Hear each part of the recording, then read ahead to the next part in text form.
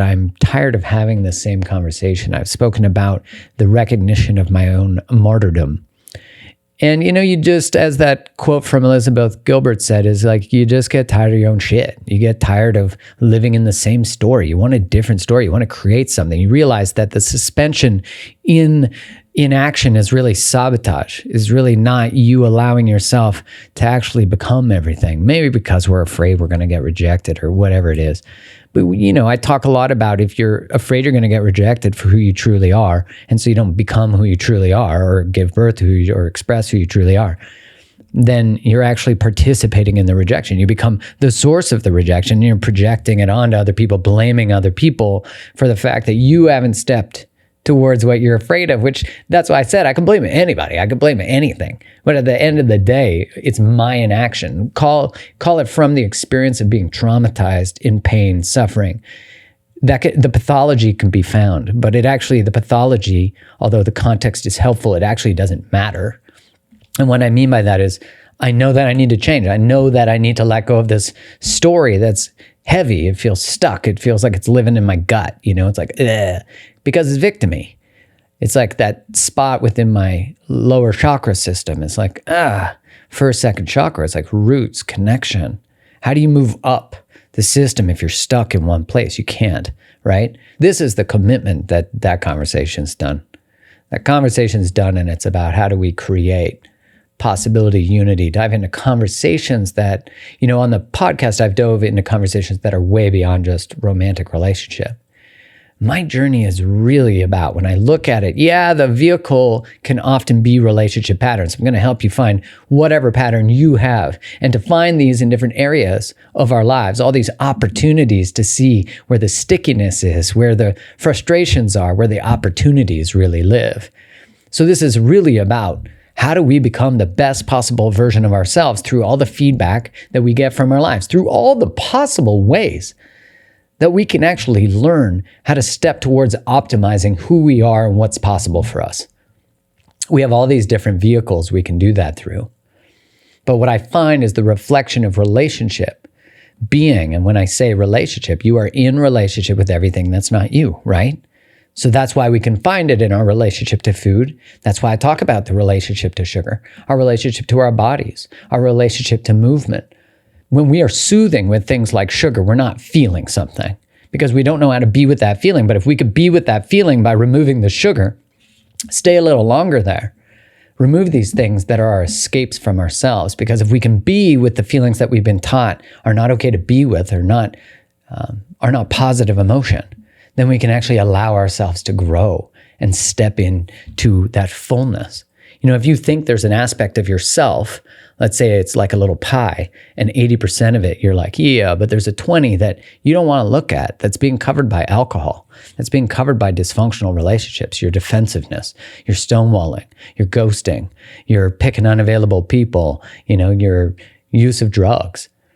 If you can remove that thing you're escaping with, you now have the feeling to fill that pie. That 20% is now available to you. Instead of being afraid of it, you turn towards it with curiosity and compassion.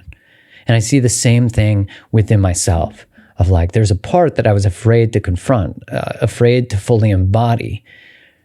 I think because I had to develop a deeper sense of compassion to even embody that for the ways that I felt dehumanized, etc. But also to recognize that everyone's got a challenging journey and story. Everyone in every aspect of every dialogue, of every ideology, of every oppositional view has a story. They have context that goes to their choices and who they're being and why they're being that way. And so I'm recording this and making a commitment that I'm done with that story. I'm not split anymore. I have no interest in living two different lives and having two different places of self-expression, because the conversation about how we can be captured by ideologies and our own righteousness and virtuosity is the same conversation as how we can be captured in our own egos within romantic relationships. It's all the same stuff. It's like, can we be with another person who holds a different view, a different story? This is the same of the relationship to money that two people bring into a relationship, the relationship to conflict that two people bring into a relationship. That's the micro version of the meta that you and I are all on the journey of. And what a beautiful thing to say, I'm no longer split. I feel it.